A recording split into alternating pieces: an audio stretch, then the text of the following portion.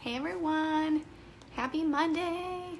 Okay, so I just wanted to hop on really quickly on this lovely Monday to chat about something that I was thinking about probably in the last 24 hours or so.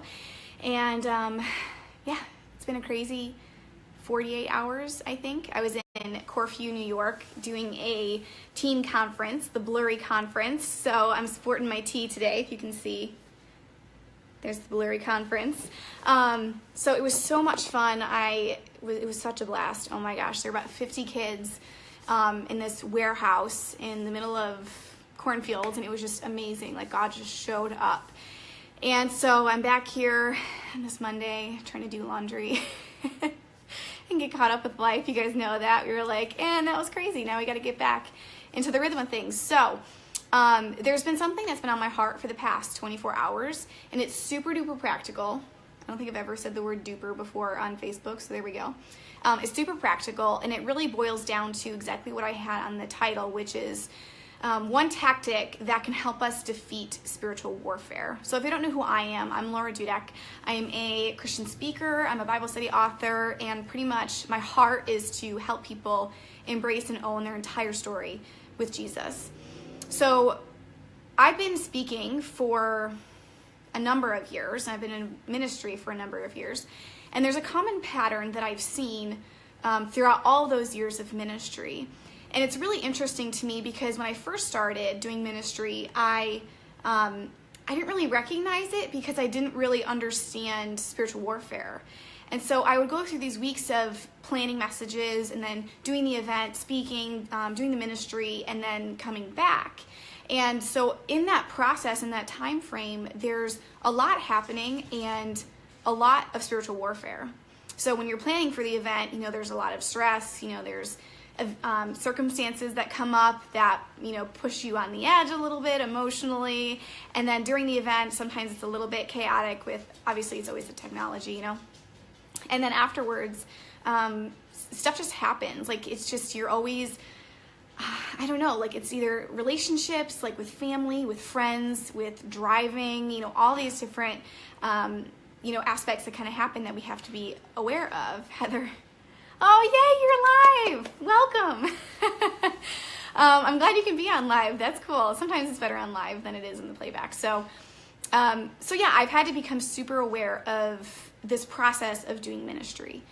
And I say that, because this past weekend, another ministry time, on Sunday, I went into that mode of this heightened awareness that the enemy would be on the prowl, and he would be on the attack in a way because he knows that something powerful happened on Saturday. And even growing up, going to youth group and going on these church conferences and these camps, you'd come back and there'd be something that would happen that would try to steal away whatever it was that was planted that weekend or during that event. And so whether it was, like you had a fight with your parents, or you got a bad grade at school, or you got yelled at or disciplined or whatever it is, there'd be these things that would come at you that would try to take away from what you gained just a few days before or 24 hours before. And so there's one thing that I have learned and gained that has helped me to defeat spiritual warfare, and it is super simple. And it really comes down to knowing yourself. And the one thing that kept repeating yesterday during a number of different church things that we had gone to was this verse, and it was in Luke 4:13, and it's that passage where Jesus goes into the wilderness and he's tempted for 40 days with the enemy. And then at the very end of it, so this is the end of that story, it says, when the devil had finished all of his tempting, he left him until an opportune time. And really yesterday, this idea that the enemy is an opportunist kept repeating itself. And I think that's something that many Christians don't understand, or we don't fully process in our own lives.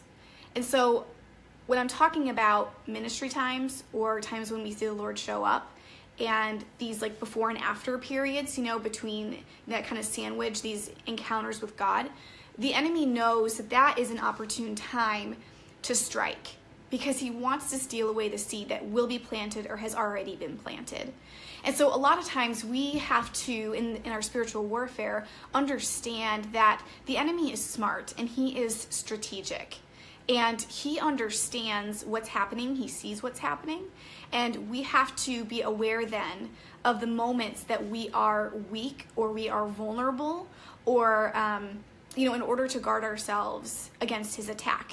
And so very, very practically, we need to know, when are we in the moments of extremes? So extremes emotionally, extremes circumstantially, maybe we're in transition or we're planning for Easter. This is a huge week where a lot of people are planning for family. They're planning for the big Easter egg hunt, or they're planning for the church service or whatever it is. And these are opportune times that the enemy will strike because he knows that emotionally, physically, and spiritually, mind, body, and soul, we're stretched, that our bandwidth is being tapped out, that we're coming to the edge of and we're 99% capacity, where we don't really know if we can handle any other stressor or anything else to happen.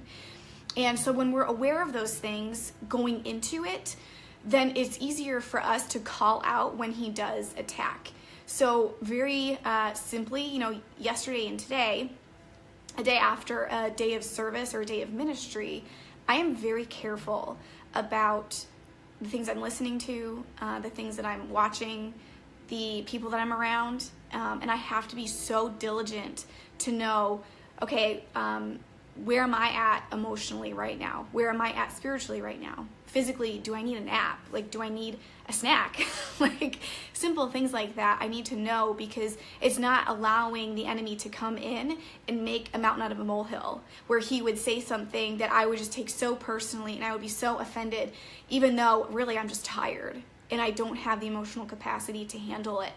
And so I have to be so, so careful of that. And that is something so practical for you to know yourself, know where you're at emotionally, spiritually, psychologically, physically.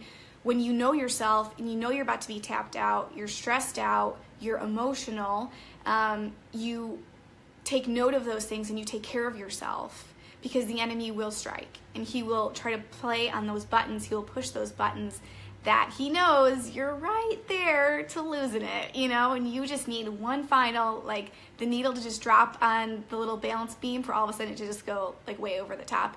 And then it starts the cycle of shame and guilt, and then you feel like a total failure because you messed up and you let yourself go off the rails, and now you have to be so, you have to beat yourself up. And let's not even go down that. Let's be on the offensive and not the defensive in the situation. And to do that, you have to know yourself. This is great. I totally relate to what you're saying. Oh, that's so good.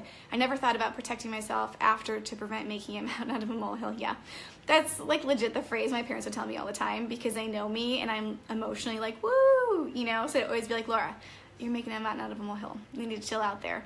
And it's so true. And it's helped me so much to grab a hold of my emotions and to come back to reality, if you want to say, and just to keep myself in a healthy place, mind, body, and soul. It really has helped out. So if you guys have any other strategies to be on the offense in your spiritual warfare and not on the defense, I would love for you guys to put it in the comments and let me know what helps you. These are the things that help me. So today I did laundry, I made some to-do lists, I did some administrative stuff, and I slept for a little bit longer. I had an extra cup of coffee, and I took care of myself, because that's what you need to do. And then I put on lipstick, which really helps too. So I was like, you know what, it's a winning day. We're gonna win this one. So I love you guys, and I hope it blessed you. If it did, and if you know someone else who'd be blessed by it, I would love if you would tag them in the comments, or you can share this with them.